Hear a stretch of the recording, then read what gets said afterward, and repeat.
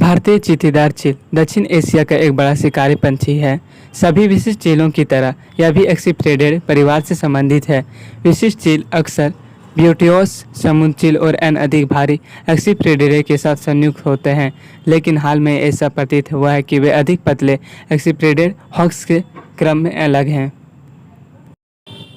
भारतीय धब्बेदार चील की लंबाई लगभग 60 सेंटीमीटर होती है और इसके पंखों का फैलाव 150 सेंटीमीटर होता है।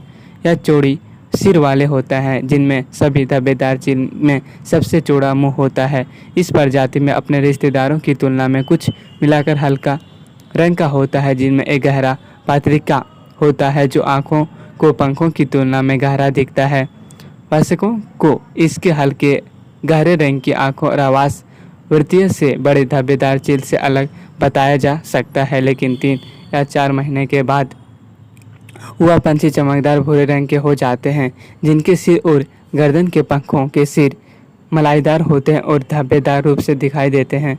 ऊपरी पूंछ के आवरण हल्के भूरे रंग के होते हैं, जिनमें सफ़ेद रंग की होती है जो एक धारीदारी रूप देता है। मध्य आकार का बड़े मलाईदार धब्बे होते हैं। लगभग 18 महीने के बाद पंछी मोल्ट करता है और गहरे रंग का हो जाता है और उस पर कम धब्बे होते हैं। कुछ पुराने किशोर कम और अधिक प्रजाति के विपरीत बिल्कुल भी दृढ़ता से धब्बेदार नहीं होते, जिससे आम नाम कुछ हद तक भ्रमण हो जाते हैं और किशोर कम धब्बेदार ईगल के मलाईदार पीले नफ पूंछ का भी अभाव होता है।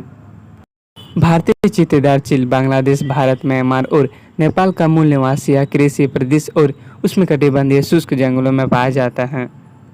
भारतीय धब्बेदार चील को पहले छोटे धब्बेदार चील के पूर्व उपप्रजाति की निवासी मानी जाती थी, लेकिन रूपांतर, व्यवहारिक परिस्थिति और डीएनए अनुक्रम डाटा द्वारा यह काफ़ी अलग और आसानी से अलग होने योग्य साबित हुआ है। ऐसा लगता है कि भारतीय वंश मध्य प्योसीन के आसपास शायद लगभग 3.6 मिलियन साल पहले छोटे और बड़े धब्बेदार चील के समान पूर्वज से अलग हो जाते हैं। प्रोटो स्पॉटेड ईगल संभवतः अफगानिस्तान के समान क्षेत्रों में रहता है, जो अंतिम हिमयुग की शुरुआत के रूप में एशिया में ग्लेशियर और रेगिस्तान दोनों से आगे बढ़ने तक उत्तरी और दक्षिणी वंश की विभाजन हो सकता था। इस समूह के रूप में धब्बेदार ईगल्स हालांकि विशिष्ट सदस्यों से काफ़ी अलग है। पहले इन्हें एक्वा जीनस में शामिल किया गया था, जिसे सच्चे ईगल्स कहा जाता था। अब इन्हें एक अलग जीनस केलंगो में रखा गया है।